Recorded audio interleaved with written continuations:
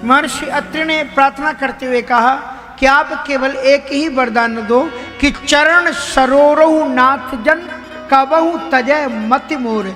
आपके चरण कमलों को ये मेरा मन कभी त्याग ना करे। आप जब दर्शन करने आते हो तो कैसे दर्शन करते हो? आंख बंद करते हो? नहीं करते। दर्शन करते तो आंख बंद करते? करना चाहिए कि नहीं करना चाहिए? हाँ, दर्शन करने आए तो क्यों बंद करना चाहिए? पर ये करते क्यों है? करते हैं ना दर्शन में, तो गलत करते हैं कि सही करते हैं? सही करते हैं। आंख बंद करनी चाहिए। क्यों करनी चाहिए? आपने कभी फोटो कैमरा देखा? कैमरे से जब फोटो खींचता है तो कैमरा क्या करता है? जब किसी की फोटो लेता है तो क्या होता है? बंद होता ना, एक बार खट से बंद होकर के फोटो खींच लेता है। इसलिए हमारी नई परंपरा नहीं, प्राचीन परंपरा है। अर्जुन ने भगवान से कहा कि मैं आपके दिव्य रूप का दर्शन करना चाहता हूं, तो श्री कृष्ण जी ने कहा कि तुम्हारी इन आंखों में वो सामर्थ्य नहीं है कि तुम मेरे स्वरूप को देख सको। अनेन उस चक्षुषा, तो कैसे बोले? दिव्यम ददामि ते चक्षु पश्चिमे योग में श्रम। इसलिए हम लोग ठाकुर जी के सामने खड़े होकर के प्रार्थना करते हैं कि हे प्रभु जी, हमारी इन आंखों में ये सामर्थ्य नहीं है कि आपके दिव्य रूप का दर्शन कर सकें। आप हमारे ऊपर ऐसी कृपा करो कि हमारी इन आंखों में ऐसी शक्ति मिल जाए कि हम आपके दिव्य स्वरूप का दर्शन कर सकें। इसलिए आंख बंद करके भगवान से प्रार्थना करो और फिर आंखें खोलो। और आंखें इसलिए खोल के बंद की जाती हैं कि जो आपने दर्शन कर लिया उसको फिर आंख बंद करके देखो अंदर में दिख रहे हैं कि नहीं। दर्शन करने के बाद में सही दर्शन तभी माना जाता है कि दर्शन कर लो और घर आओ, रास्ते भर आपको वो स्वरूप याद रहे कि आपने आज ऐसी झांकी का दर्शन किया था। अब कितनी माताओं ने दर्शन कर लिया, उनसे पूछो आज ठाकुर जी ने किस रंग की ड्रेस पहनी है, दर्शन कर लिया है? नहीं बता पाएंगे। कैसा मुकुट पहना है? नहीं बता पाएंगे, क्योंकि आप सामने आंखें तो खुली थी, घर में आपको याद नाती पंथी की ही याद आ रही थी। आप ध्यान कर रही थी कि वो हमने दूध अंदर में रख पाया कि नहीं रख पाया, गैस बंद हुई कि नहीं हुई।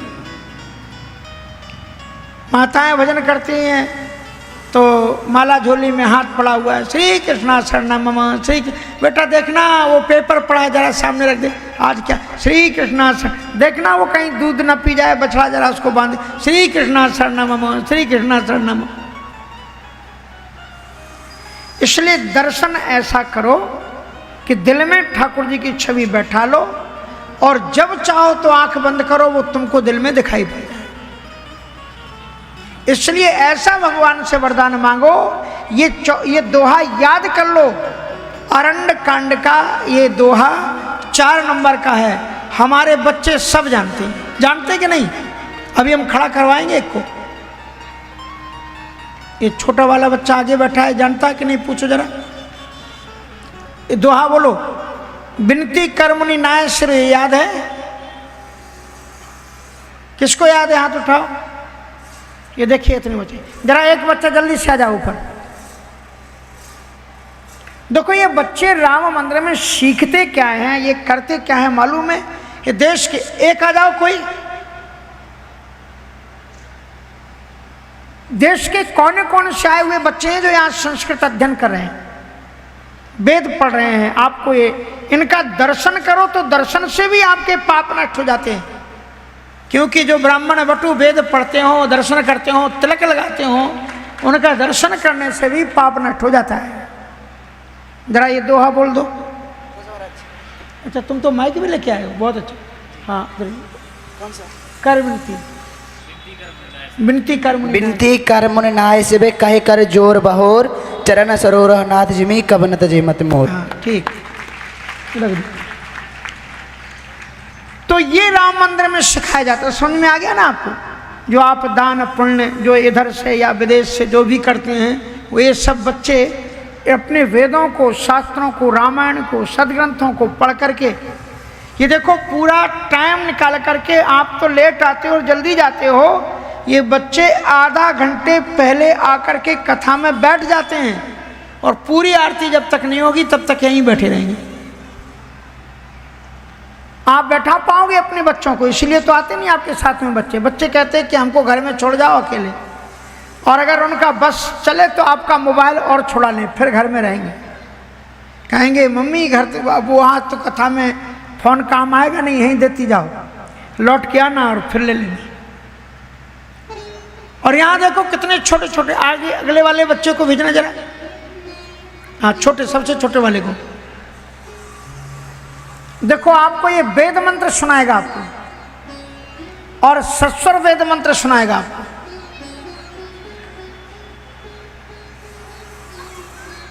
जरा जल्दी आ जाना।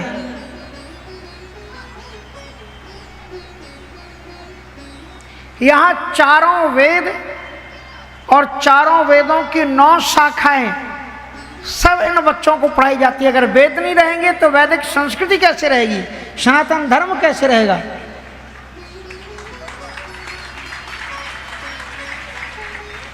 देखो ये सबको आस्था में भी लोग देखेंगे, और अभी धर्म संदेश चैनल में और हमारे यूट्यूब में इन बच्चों को लोग देख रहे हैं। हाँ बेटा, सस्वर एक वेद मंत्र पढ़ो। वेद मंत्र मालूम है, याद है? वेद मंत्र